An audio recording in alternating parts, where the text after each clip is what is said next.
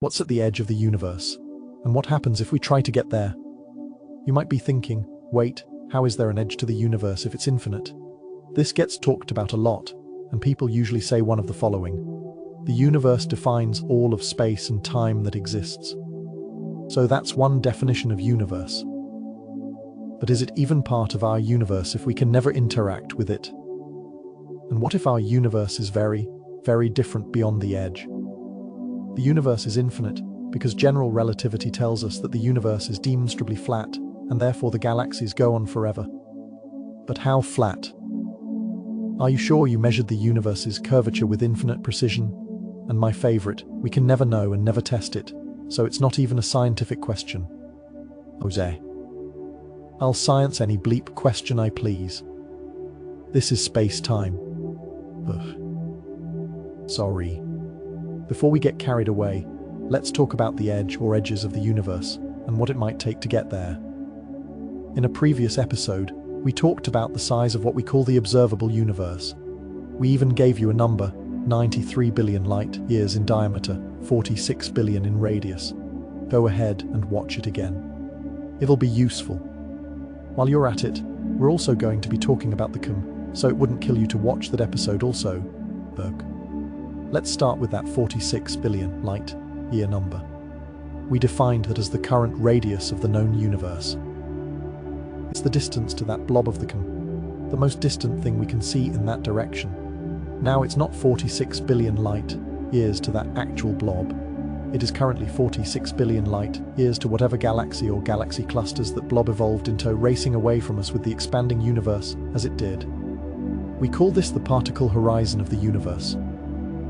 It's the current instantaneous distance to the most distant part of the universe that could possibly have a causal connection to us. Anything inside the particle horizon is referred to as the known universe. Now, when I say the current instantaneous distance, I mean it's the distance that you would have to travel only if the universe froze in its expansion and you were traveling through static space. In cosmology, this sort of instantaneous distance is basically what we call the proper distance between 2 points, but nothing actually ever travels the proper distance. That's not how space-time works. The shortest path in space-time is defined by the geodesic, the path of light between 2 points.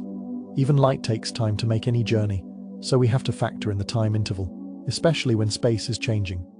To travel to the particle horizon, we need to move through expanding space. And the closer we get to our destination, the more space will have expanded over the remaining distance. How far would you have to travel? Bad news. You'd have to travel infinitely far, even if you were in a spaceship that could travel at the speed of light.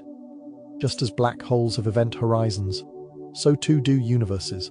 The event horizon of a black hole is that point beyond which we can never receive information because light from that point is redshifted into oblivion. It's a boundary to the observable universe.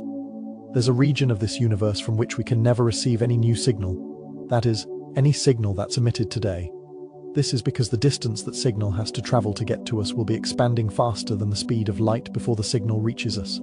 The same thing applies to our light speed spaceship. We can never get to anything beyond the cosmic event horizon because that space will be moving away from us faster than light before we reach it.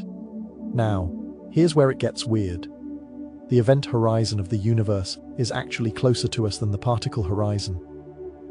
Given our best measurements of cosmological parameters, we think that the cosmic event horizon is around 16 billion light years away. This means that there are galaxies that we can see now that we could never reach or even communicate with. We're sort of seeing ghost images from outside the part of the universe that we could ever interact with. As our universe expands, more and more of it will cross the event horizon, and eventually, almost all of that will be lost to it forever. Kind of sad, really. And of course, all bets are off if we can break the cosmic speed limit. So let's do just that. There's no doubt that Einstein was right in setting that limit for objects moving through space. But two regions of space can have superluminal relative speeds. That's actually the motivation behind the warp drive, which we might get to in a later episode if you're up for the challenge. But for now, let's just assume we have a nice Alcubierre class warp ship and we burn the mass energy of entire stars to chase the particle horizon. What do we find?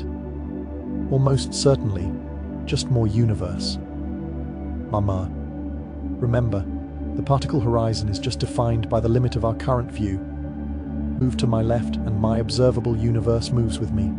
Wait a minute and my particle horizon expands. Travel to the particle horizon instantaneously and you'll see the Milky Way as a cute baby can blob on your new particle horizon, and presumably a pretty similar distribution of galaxies and clusters all around you. But what if we keep going?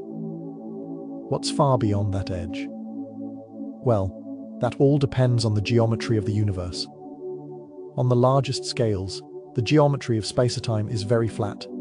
It's lumpy on small scales due to stars and galaxies, but smooth on large, sort of like ripples on the ocean. Measurements of the distribution of galaxies, and they can confirm this flatness with very high, but not infinite, precision. If space-time really is perfectly flat, then, with the most simplistic application of Einstein's equations, we get that the universe is infinite. Now, people claim this a lot. So if it's true, what happens if you cross the particle horizon?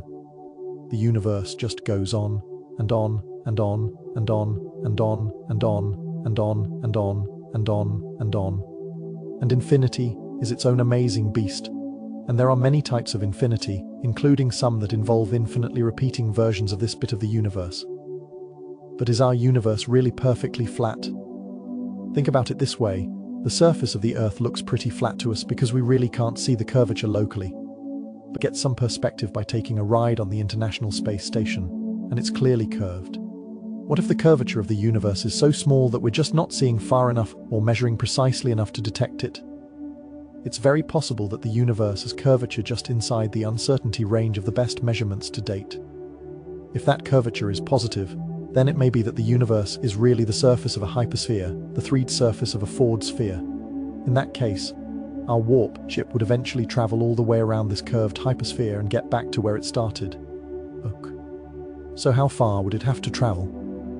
Based on a recent estimate of the minimum radius of the curvature of the universe, you'd need to travel an absolute minimum of 18 times the distance to the particle horizon to get back to where you started, assuming expansion froze for the whole journey. We also have to keep in mind that these geometries assume that we can just extrapolate Einstein's equations in the most simplistic way. In addition, although general relativity is pretty cool, it's not a theory of everything. Crazy ideas for the origin of cosmic inflation suggest that our universe may just be a slowly expanding bubble in an exponentially, infinitely inflating multiverse. Now, bubble universes may be finite in size regardless of internal geometry, and so they may have a true edge. But what's on the other side? Are the laws of physics, or even the number of dimensions, the same? Tell us what you think in the comments. We'll cross that edge into the multiverse in another episode of Space Time. Swashina and others ask whether it's contradictory or circular to use Einstein's theory of general relativity to prove itself. Well, the only way to test a theory is to use it. However, you're right in thinking that just one prediction is not enough. A model has to make multiple independent and accurate predictions to be accepted as a theory. And there are few theories with as many independent and accurate predictions as general relativity. For example, the predictions GRA makes for planetary orbits can give us a mass for the Sun. And that mass predicts the deflection angle for light passing the Sun perfectly. That is, its gravitational lensing effect. The same with galaxy clusters. The galaxy orbits give us a mass for the dark matter in the clusters, and the lensing gives us a mass consistent with this. Shadowmax 889 asks why stars and planets aren't filled with dark matter.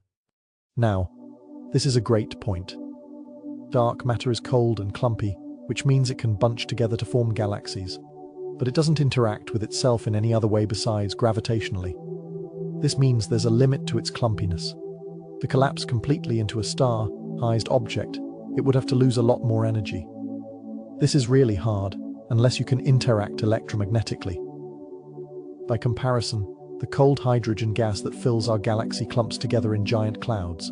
But then these clouds radiate light in different ways, allowing the gas to cool even more and collapse into stars. Dark matter doesn't do that, so it stays sort of puffed up. Mulwuz asks if we can please stop throwing monkeys into black holes. Don't worry. No monkeys were harmed in the making of space-time and any events that can be consistently assigned to our clockships. Ivarzone informs us that upon winning a Nobel Prize for discovering dark matter particles, he or she would spend all of the prize money on Phoenix cases. And, yeah, I guess that's cool. But I only play 1.6,